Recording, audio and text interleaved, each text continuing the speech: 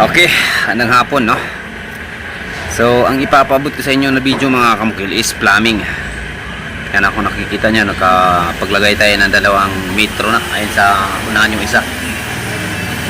PPR po yan mga kamukil. Paano ko ba siya diniskarte? Ayan o. Yan. Ito mga kamukil may trade to. Pati ito may trade din to. So, paano ko siya diniskarte? Ha? So ayan, insimbol ko siya una dito, no, dahil 5 itong lalagyan ko, mayroon pang 3 na lalagyan. So ganito lang siya mga kamukilo. Ayan o. Meron tayong gate valve para pagka magka-trouble itong isang kwarto, halimbawa dito lang isasara, no? Every rooms po ito ay may metro ng tubig. So ito yung ipapabot ko sa inyo mga kamukila. Tingnan nyo lang. At paalala mga kamukil, ang video na to hindi po para sa mga magagaling, no, na mga tubiro o plumber. Para lang to sa mga gusto lang matuto, no, mag-DIY sa kanilang mga bahay. Pero malay natin, meron pang mga nagtutubiro na magugustuhan din yung ating diskarte. Malalaman natin yan mga kamukil sa pagla-like nyo sa ating mga video. At pag-share na rin mga kamukil, yun lang yung tanging hiling ko sa inyo. Sana yung mai-share nyo yung ating mga video na nagpapaabot tayo ng dagdag kaalaman.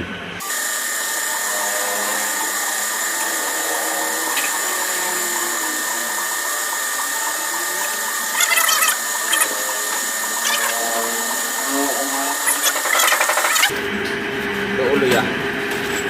Metro. Ito yung makikita natin pag metro. Bibigyan ng metro.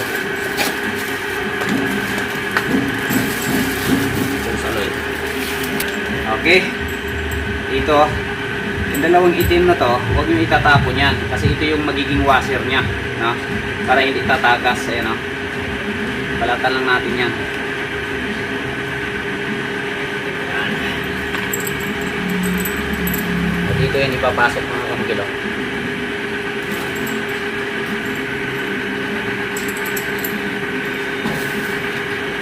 So ngayon kung napapansin nyo, PPR at saka metal papasok natin dito. Hindi yan natin mapapasok pag wala tayo dito, ha?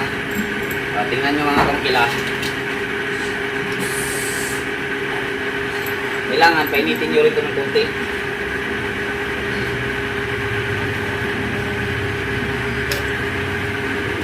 Yung purpose na painitin natin kunti yung bakal para makapaggawa siya ng groove dito sa ating PPR. Magkakaroon to ng groove mga kamukil.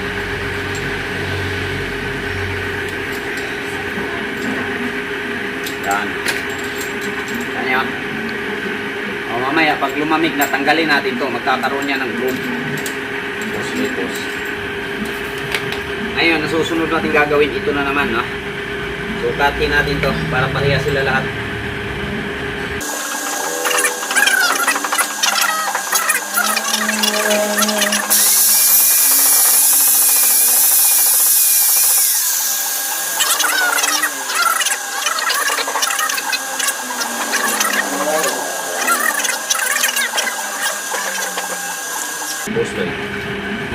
So ito, kakabit na natin to.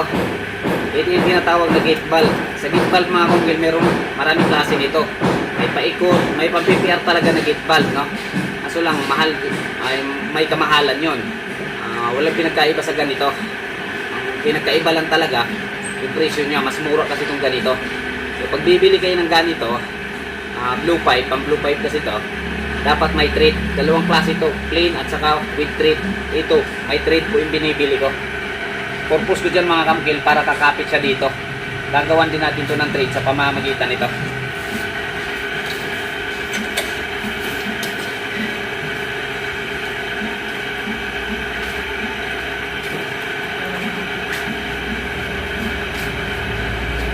Kailangan pag nag-thread kayo mga kamukil ng PPR, medyo malambot talaga to.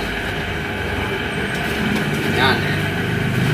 Tapos pasok nyo lang dahan-dahan dito.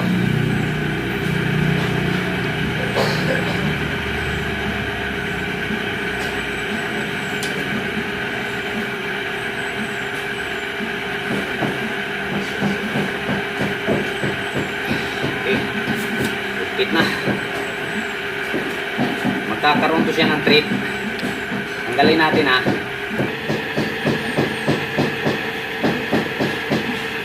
Ayan, magkakaroon siya ng trip. Pero may mabibiling pang trip nito, no? Kaso lang meron akong PPR at saka alam natin yung diskarte, kaya ba't pa tayo bibili? Ano?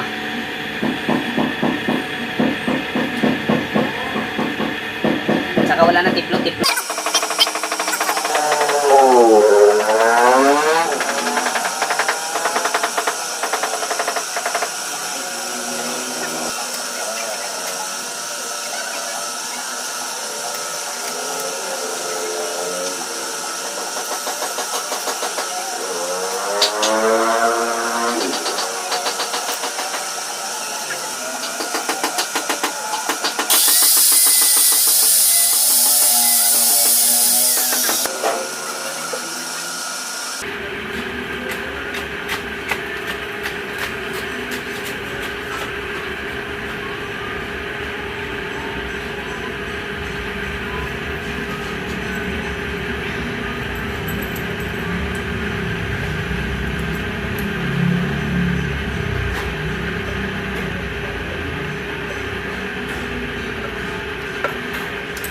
Kailangan tamaan nyo ng kunting init ito mga kamugil.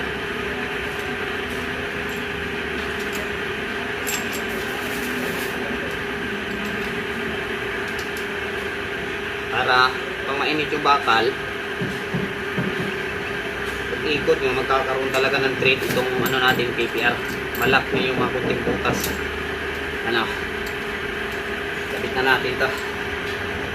O ganito lang kasimple mga kamugil.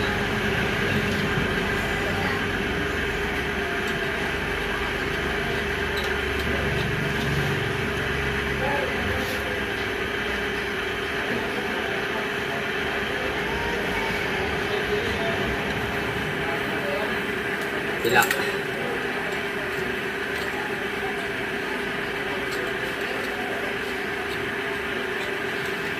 Maraming business naman itong ginagawa mga kamugil. Halos ng mga plumbing ko ganito yung diskarte ko. Sa mga unang mga tubiro kasi hanggang ngayon ginagamit pa nila, puro metal to dito. Ito, lahat to metal mula dito. Ang disadvantage kasi dun mga kamugil, di abuti ng isang taon, yung tubig natin amoy kalawang na.